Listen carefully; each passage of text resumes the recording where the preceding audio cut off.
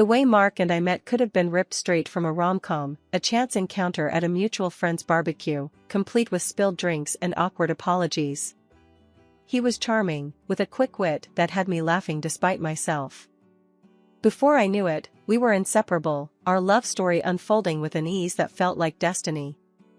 Our wedding was a dream, a simple yet heartfelt ceremony surrounded by those we loved. Mark, with his career in finance on the rise, was the picture of success, and his insistence on a prenuptial agreement was just another part of our planning, a practical step, he said, given our differing financial situations. I didn't mind, my love for him wasn't measured in dollars and cents. Carol, Mark's mother, was a tougher nut to crack. She looked at me like I was an unwelcome guest, her coldness stark against the warmth Mark and I shared.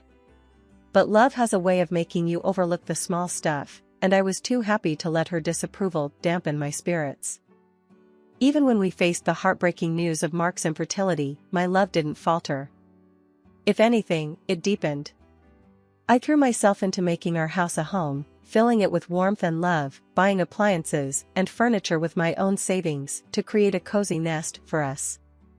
But as the years passed, the warmth between us cooled, replaced by a chill I couldn't shake. Mark's demands grew, his once loving requests turning into cold commands.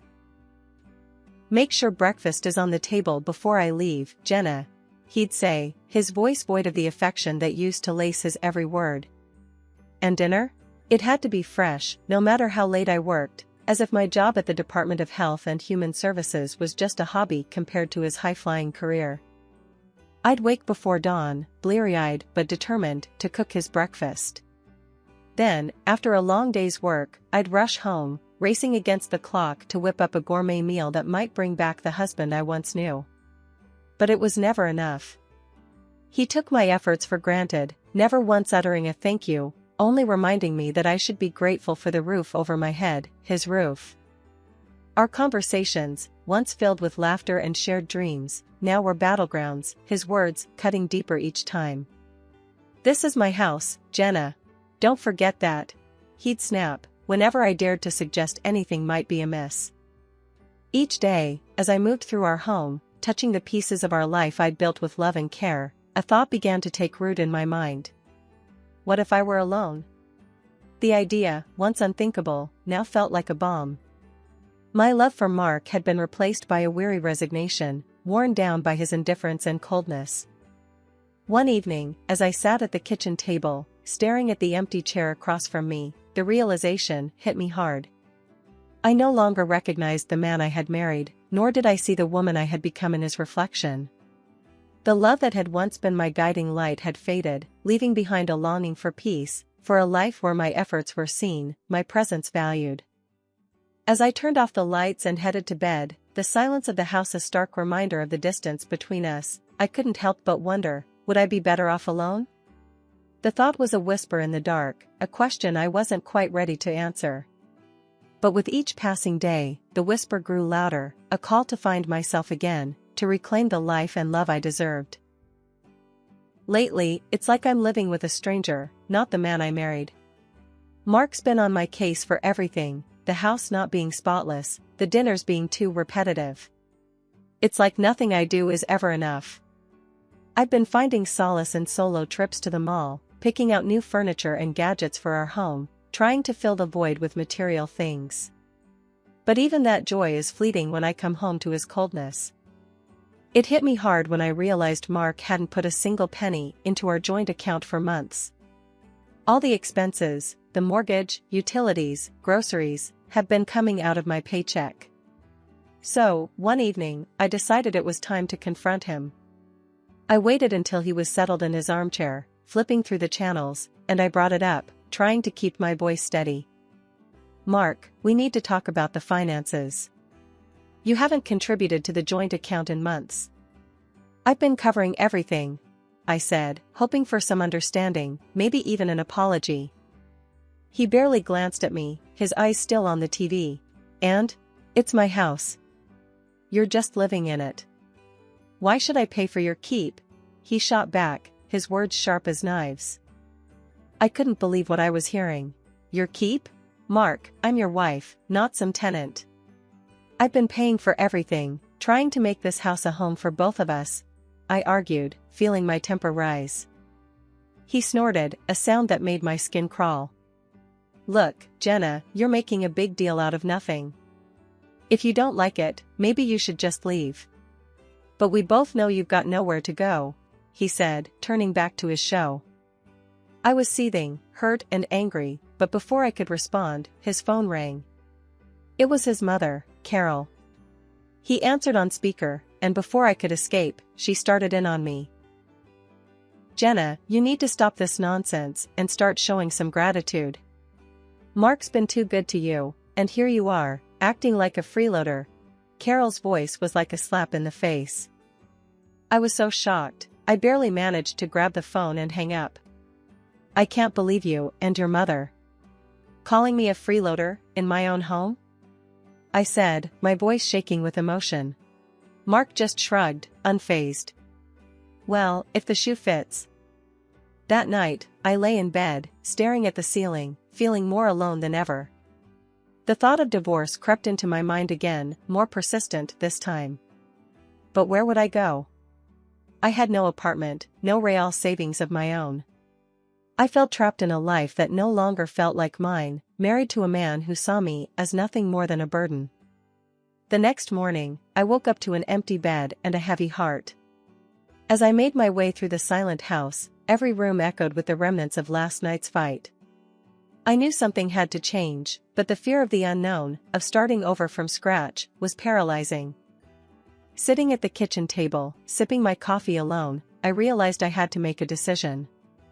Do I stay in this loveless marriage, playing the role of the grateful freeloader, or do I take a leap into the unknown, hoping to land on my feet? The answer wasn't clear, but one thing was, I couldn't go on like this. The breaking point had been reached, and it was time to choose my path. That day at work was a marathon, one meeting after another, no end in sight. I glanced at the clock, knowing Mark would be fuming. Just my luck, I muttered under my breath, finally grabbing my phone to give him a heads up. The moment he picked up, I knew I was in for it. This is your problem, Jenna. Not mine. You should have been here, cooking dinner, not playing around at work. Mark's voice roared through the phone, loud enough for the whole office to hear. My cheeks burned as I quickly ended the call, avoiding the curious glances from my colleagues. By the time I got home, it was late, way past our usual dinner time. The house was dark, silent, but the moment I stepped in, Mark was on me like a thunderstorm. Where have you been? A good wife would have had dinner waiting. What are you even good for? His words were like daggers, each one slicing through the last bit of patience I had. I was tired, emotionally drained. Mark, I had to work. You know how important this project is. I tried to explain, but it was like talking to a wall. A bad wife and a terrible hostess. That's what you are. He continued, his voice reaching a pitch I'd never heard before. You know what? I've had enough. Pack your things and get out of my house. I stood there, shocked, as he shoved the divorce papers in my hands. You'll be homeless without me, he said with a cruel laugh. Something inside me snapped. All the years of bending backward for him, trying to be the perfect wife, vanished. Living in a shelter would be better than enduring one more day with you. I shot back, my voice steadier than I felt. Without another word, I signed the papers, my hand not shaking even a bit. I packed my things into a suitcase, the weight of my decision settling in.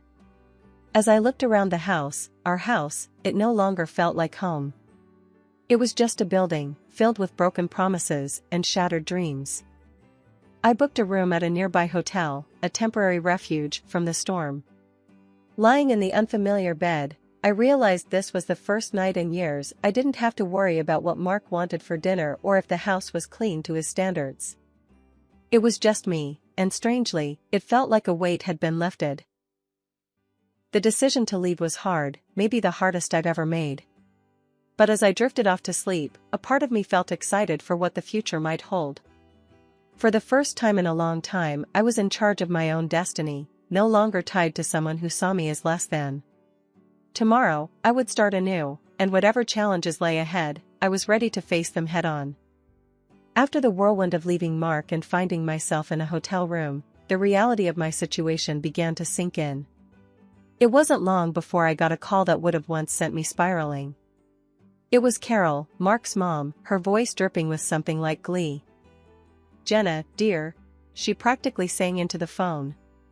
"I just heard the wonderful news. My boy has finally come to his senses and divorced you. I'm popping champagne tonight. It's a celebration, dear. He made a huge mistake marrying you, and now it's corrected." Her words, meant to wound, barely scratched the surface. I was past caring what Carol thought. "Time will tell, Carol. Time will tell," I replied calmly, a sense of detachment washing over me. I hung up, a small smile playing on my lips. For the first time in years, her barbs couldn't touch me. A week of navigating through my new reality had passed when I decided to open up to my boss about everything. The burden of pretending everything was fine was too heavy to bear alone. I expected sympathy, maybe some understanding, but what I got was a lifeline. "Jenna, I'm so sorry you're going through this, but there might be something that can help," she said, her tone shifting from comfort to businesslike. "There's a municipal housing program designed for situations like yours. It offers affordable housing solutions to those in need. I think you should apply. I'll help you." Her offer was a beacon of hope in the overwhelming darkness I'd been navigating. With her guidance, I applied for the program, and to my surprise, I was accepted. The relief was immediate. It was like I could finally breathe again. Now, I'm renting a small apartment, modest, but mine. It's quiet, peaceful, a stark contrast to the life I left behind. There's no need to tiptoe around in the mornings, no ungrateful husband to cook for or clean up after. It's just me, and it feels liberating. Sitting in my new living room, surrounded by boxes yet to be unpacked, I couldn't help but reflect on the journey that led me here. It's been tough, filled with moments of doubt and fear, but also moments of unexpected kindness and newfound strength. For the first time in a long time, I'm excited about the future. I've got a blank canvas in front of me, and I'm ready to start painting a new life, one where my happiness doesn't depend on anyone else. It's a new beginning, and I'm here for it, ready to see where this next chapter takes me. It had been a quiet few months since I started over, finding peace in the simple routines of my new life. Then, one afternoon, as I was enjoying a rare moment of calm, my phone erupted into a cacophony of rings. The screen flashed a name I hadn't seen in ages, Carol, my ex-mother-in-law. My heart sank. "Why now?" Bracing myself, I answered, "Hello? Jenna, you need to come back to Mark this instant." Carol's voice screeched through the speaker, so loud I had to pull the phone away from my ear. I sighed. "Carol, why would I ever do that?" The question was rhetorical, more for myself than for her. "Because he's in trouble, that's why. That fool of a son of mine bought shares years back, took out loans, and now? He's up to his neck in debt. It's a disaster, and you need to help him sort it out." Her voice was a mix of anger and desperation. I couldn't help but laugh, not out of amusement, but sheer disbelief. Help him? "Carol, do you remember the prenup? The one Mark was so eager to have? It says clearly that I'm not responsible for his debts. And let's not forget, we're divorced. His financial mess isn't my problem." There was a sharp intake of breath on the other end. "Ungrateful girl. After everything we've done for you, you're just going to abandon him?" Her tone was accusatory, as if I had committed a grave sin. "Everything you've done?" "Carol, let's be clear. The only thing you and Mark ever did was make my life miserable. And as for abandoning him, remember, he kicked me out. He made it clear I was no longer welcome in his life or his house," I retorted, my patience wearing thin. "You'll regret this, Jenna. You think you're better off without him, but you're making a huge mistake," she spat out, her voice venomous. I took a deep breath, finding a calm I didn't know I had. "Carol, I've spent too much of my life living in regret and fear because of you and Mark. I'm done. Mark's debts are his own doing. It's time he learns to deal with his own mess. I'm moving on with my life. Goodbye, Carol." With that, I ended the call, a sense of finality washing over me. I had expected to feel shaken, upset, maybe even guilty. But all I felt was relief. Standing up to Carol, making it clear that I was no longer part of their twisted family drama, felt like shedding a weight I'd been carrying for too long. Sitting back down, I let out a long breath I hadn't realized I'd been holding. The conversation with Carol, as unpleasant as it was, served as a stark reminder of how far I'd come. I had fought hard for my independence, my peace, and no amount of guilt-tripping could drag me back into that chaos. For the first time in what felt like forever, I felt truly free. Free from the expectations, the criticisms, the endless cycle of trying to please people who would never see my worth. I had found my strength, my voice, and I wasn't going to let anyone take that away from me again. As I looked around my small apartment, a sense of pride filled me. This was my space, my sanctuary, and my new beginning. I had survived the storm and come out stronger on the other side. And no call, no matter how unexpected or unwelcome, could change that. The next morning, I woke up with a resolve as clear as day. It was time to reclaim what was mine. I rummaged through my files until I found the receipts for all the items I had poured my money into over the years. The sleek dishwasher that made Mark's life easier, the washing machine we picked out together, though, let's be honest, I paid for, and the high-end coffee machine that became the centerpiece of many of his mornings. It wasn't just about the money, it was about the principle, about not letting my contributions be erased and taken for granted any longer. With a moving truck booked and a couple of strong helpers at my side, I went back to the house that was no longer a home. The door opened to an eerie silence, a stark contrast to the chaos of emotion swirling inside me. As the workers started loading up the truck, I couldn't help but feel a mix of satisfaction and sadness. Each piece of furniture, each appliance, had a story, a memory attached to it. But as they say, you can't cling to the past if you want to move forward. Just as we were finishing up, my phone rang. I knew without looking who it was. Mark's name flashed on the screen, his call as predictable as it was unwanted. I answered, bracing myself for the storm. "Where the hell is all my stuff?" he bellowed, skipping any pretense of a greeting.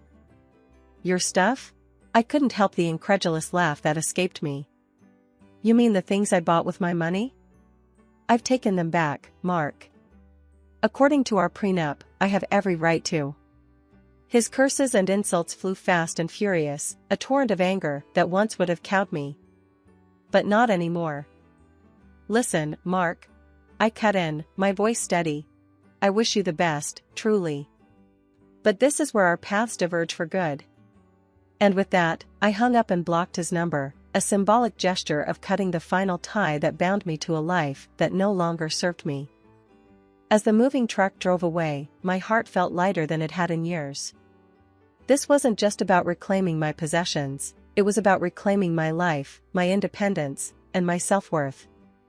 I knew there would be challenges ahead, but for the first time in a long time, I felt ready to face them head-on, on my own terms. 6 months down the line, life's taken a turn I hardly dared dream of. I've snagged myself a cozy apartment in a neat part of town, all thanks to this social program my boss tipped me off about. The deal was sweet, a manageable down payment with tiny payments stretching out over the years. For the first time, I'm not just scraping by, I've got a bit of wiggle room in my budget, enough to spoil myself without worrying about anyone else's needs or wants. The day I got the keys to my place, I remember stepping through the door, the sense of ownership washing over me. It was a blank canvas, and for the first time in forever, I could paint my life exactly how I wanted. No compromises, no sacrifices, just me. I treated myself to some paints and canvases, a nod to the girl I used to be, the one who found joy in splashing watercolors around, lost in the flow of her own creativity. I even painted a self-portrait, something I'd never have dared do before. Staring at my work, I saw a woman who'd weathered storms and come out stronger, a woman who didn't need anyone else to define her worth. It was like I was seeing myself clearly for the first time, beautiful, self-sufficient, and yeah, a bit selfish, but in the best possible way. And then there's Max, my little bundle of joy, a scrappy little dog with eyes too big for his face and a heart just as oversized. Adopting him felt like the final piece of my new life clicking into place. We'd become a team, exploring the neighborhood, making the apartment our home. One evening, as Max and I were curled up on the couch, my phone buzzed. It was a text from a friend I hadn't seen since the divorce storm hit. "Heard you're doing well. Coffee sometime?" I smiled, typing out a reply. "Yeah, life's good. Coffee sounds great. My place, actually. I've got some art to show off.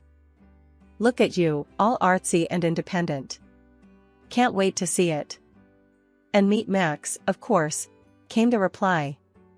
Laughing, I set the phone down, looking around my little apartment, my sanctuary. It's funny how life works out. Once, I thought I needed a husband, a big house, and a certain lifestyle to be happy. Now, I've got a small apartment, a dog, and my art, and I've never felt more fulfilled. "Max, buddy," I said, scratching behind his ears. "We're doing just fine on our own, aren't we?" He barked in agreement, and I laughed, feeling a surge of gratitude for my independence, for the struggles that brought me here, and for the simple joys that filled my days now. This was happiness, unfiltered and undiluted, and it was all mine. Life's taken a turn I could have never predicted a year ago.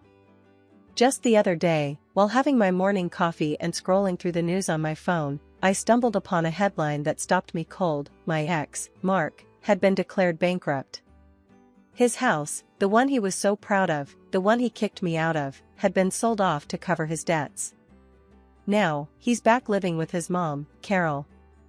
I couldn't help the small, satisfied smile that crept up on my face. Breaking free from him was the best decision I ever made. These days, my mornings are spent wandering the park with Max, my loyal little sidekick. The fresh air, the peaceful quiet, it's a far cry from the tense, stifling atmosphere of my old life. And it's not just the walks, I found a new passion that's breathed life into my world, painting. I joined the local amateur artists club on a whim, thinking it'd be a casual hobby. But it quickly grew into something more. I started exhibiting my paintings at local shows, the vibrant colors and bold strokes a reflection of my newfound freedom and joy. At one of these exhibitions, my path crossed with someone unexpected. I was standing beside one of my pieces, a watercolor that I felt particularly proud of, when a man approached. He studied the painting with an intensity that made me curious. "That's quite beautiful," he said, nodding towards the canvas. "Did you paint this?" I couldn't hide my grin. "Yeah, I did. Thank you." We got to talking, and it turned out we had a lot in common. Before I knew it, we were sitting in a nearby cafe, chatting over coffee like old friends. He was easy to talk to, with a warmth and a sense of humor that I'd missed in my interactions for so long. He even bought my painting. "I want to see this first thing every morning," he said. "It's inspiring." That coffee turned into dinner a few days later, and then into walks in the park, Max trotting alongside us. He introduced me to his kids, two bright sparks, who welcomed me with open arms and laughter. It felt natural, easy, like a piece of my life that had been missing without me even realizing it. One evening, after the kids had gone to bed and we were sitting on his porch, he turned to me. "You know, I'm really glad I bought that painting," he said, his voice soft in the twilight. I smiled, leaning my head on his shoulder. "Me too. It's funny how things work out." It got me thinking about how far I'd come, from feeling trapped and hopeless to standing on the cusp of something beautiful, something new. I was free from the shadows of my past marriage, ready to dive into the future, whatever it might hold. As Max and I continued our morning walks, I found myself reflecting on the journey. The pain, the struggle, it all led me here, to a place of peace and potential. I was ready to embrace whatever came next, open-hearted and free. Life, it seems, has a way of surprising you, of turning the page when you least expect it. And as I walked, the sun breaking through the trees, I couldn't help but feel grateful for every twist, every turn that brought me here. Ready for a new chapter, I stepped forward, into the light.